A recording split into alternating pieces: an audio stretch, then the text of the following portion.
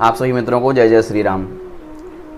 आज के इस वीडियो में मैं आपसे बात करने वाला हूँ कि जो हम भगवान को पत्र, पुष्प, दूर्वा, बिल्वपत्र, फल आदि जो अर्पण करते हैं वह भगवान को किस तरह चढ़ाना चाहिए।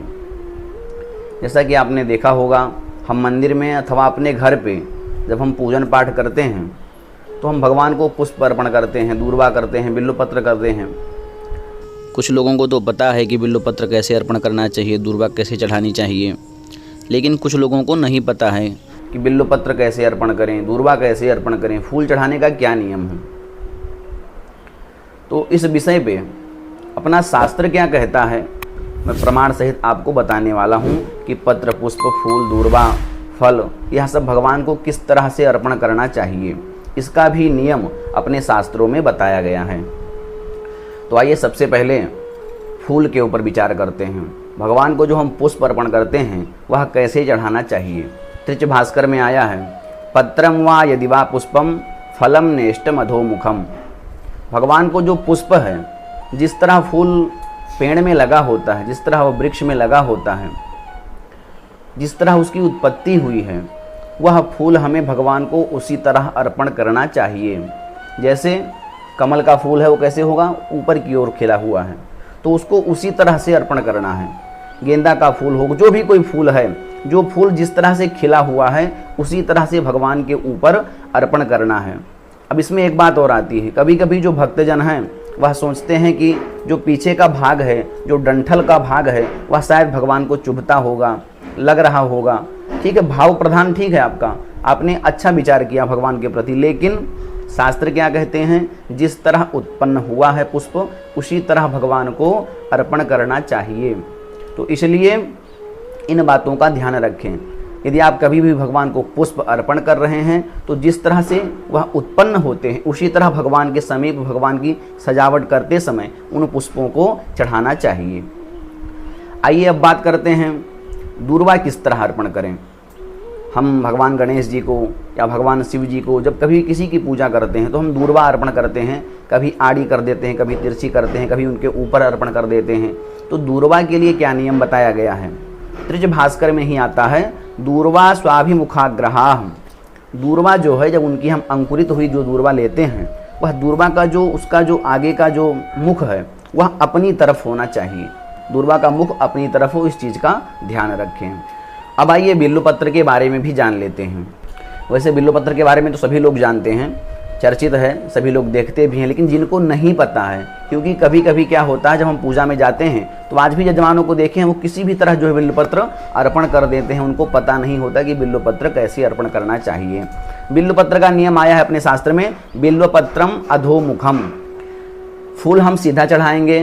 दूर्वा का हमने आपको नियम बता दिया।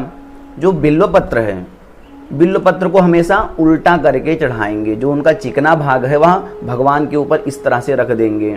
बिल्वपत्र को अधोमुख करके चढ़ाते हैं। इसका शास्त्र में नियम बताया गया है, बिल्वपत्रम अधोमुखम। बिल्वपत्र को तोड़ करके अधोमुख की तरफ जो है उल्टा करके उसको चढ़ाना है। पत्र, पुष्प जो जैसे उत्पन्न है उनको वैसे अर्पण करना है, लेकिन जो बिल्वपत्र है उसको उल्टा करके चढ़ाना चाहिए। जो चिकना भाग है, जो कोमल जो भाग है, वह भगवान के तरफ जो है होना चाहिए। ऐसा शास्त्र का विधान आता है। आपने पुष्प के बारे में जान लिया, दूर्वा के बारे में जान लिया, बिल्वपत्र के बारे में जान लिया। अब आइए तुलसी पे भी चर्चा करते हैं कि तुलसी किस तरह अर्पण करना चाहिए। तो तुलसी का भी प्रमाण मिलता है कि तुलस्याधिपत्रम आत्माभिमुखम। तुलसी का यदि आपने ऊपर से जो है 2-4 पत्तियां वाली यदि आप तोड़ के ले आए हैं तो उसको भी जैसे आपने दूर्वा का मुख अपनी तरफ, अपनी भाग की तरफ करके चढ़ाया था, उसी तरह तुलसी का जो आगे का जो उसका मुख है, जो आगे की पत्तियां हैं, वह अपनी तरफ हो और उसको उठा करके भगवान के ऊपर अर्पण कर देना है। तुलसी की पत्ता इस तरह से अर्पण करना चाहिए। यहाँ पे पत्र पुष्प के साथ चर्चा करते समय फल के बारे में भी जान लीजिए कि भगवान को फल किस तरह अर्पण करना चाहिए। जो भी ऋतुफल आप भगवान को अर्पण करते हैं उसके बारे में बताया गया कि यथोत्पन्नम तथा देयम। जिस तरह से वह उत्पन्न हुए हैं, जैसे यदि आप भगवान को सेब अर्पण कर रहे हो तो सेब जिस तरह से वृक्ष में लगा रहता है, जिस तरह, उसी तरह भगवान को अर्पण करना है। ना कि वह जो है लगा सीधा रहता है और आप उसको उल्टा करके भगवान के सामने रख दें। तो फल के बारे में भी, जो फल जिस तरह उत्पन्न होते हैं उन फल को भगवान के पास में, भगवान के समीप, या जैसे भी हम नैवेद्य आदि रखते हैं तो उस पात्र में भी हम जिस तरह से वह उत्पन्न हुए हैं उसी तरह थाली में भी करके भगवान के सामने रखेंगे। फल का नियम इस तरह बताया गया है।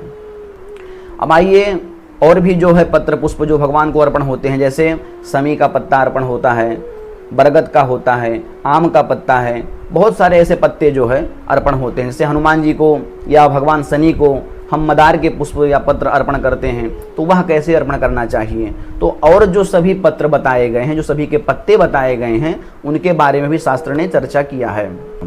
इतर पत्राणाम ऊर्ध्वमुखम अधोमुखम अनयोर विकल्पः, जो अन्य अन्य पत्र जो बताए गए हैं, चाहे वह समी पत्र हो या जो है बरगद का हो या आम का हो, जो भी अन्य पत्र बताए गए हैं उनको बताया गया है कि आप उल्टा भी चढ़ा सकते हैं और सीधा भी चढ़ा सकते हैं, दोनों विकल्प है।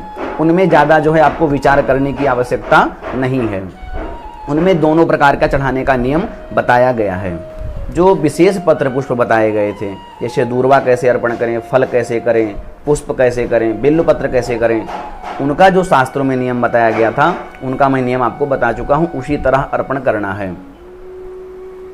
यहाँ पे भगवान को पत्र पुष्प किस तरह अर्पण करें इसकी चर्चा हो रही है, तो एक चीज़ हमें और याद आ गई कि भगवान को हम जब पुष्प अर्पण करते हैं तो उसमें किन उंगलियों का प्रयोग करना चाहिए, और भगवान के पत्र पुष्प उतारते समय जब वह निर्माल्य हो जाता है, जब वह संध्या के समय आरती आदि करने के बाद में जब उनके ऊपर चढ़ा हुआ जो पत्र पुष्प है जब उसको हम उतारते हैं तो उसमें किन उंगलियों का प्रयोग करना चाहिए, यह भी नियम जान लीजिए। चढ़ाने के लिए बताया गया है कि जब यदि आप भगवान को जब पत्र और पुष्प अर्पण कर रहे हों तो उसमें इन 3 उंगलियों का प्रयोग करना चाहिए, अंगूठा, मध्यमा और अनामिका, इस तरह से लेना है और भगवान के ऊपर आपको अर्पण कर देना है। और उतारते समय बताया गया है कि आपको सिर्फ तर्जनी और अंगूठे का प्रयोग करना है। इन 2 उंगलियों से चढ़ाया हुआ पत्र पुष्प जो निर्माल्य है वह उठा करके आप निकाल सकते हैं। इस तरह के नियम अपने शास्त्रों में भगवान के पूजा पाठ के लिए, हर चीज़ के लिए बताया गया है। उन नियमों का हमें यथोचित पालन करना चाहिए। आशा करता हूँ यह वीडियो हमारा आपको पसंद आया होगा। यदि यह वीडियो आपको पसंद आया हो तो कृपया वीडियो को लाइक करें, चैनल को सब्सक्राइब करें। यह हमारा वीडियो देखने के लिए आप सभी का बहुत बहुत धन्यवाद। जय श्री राम।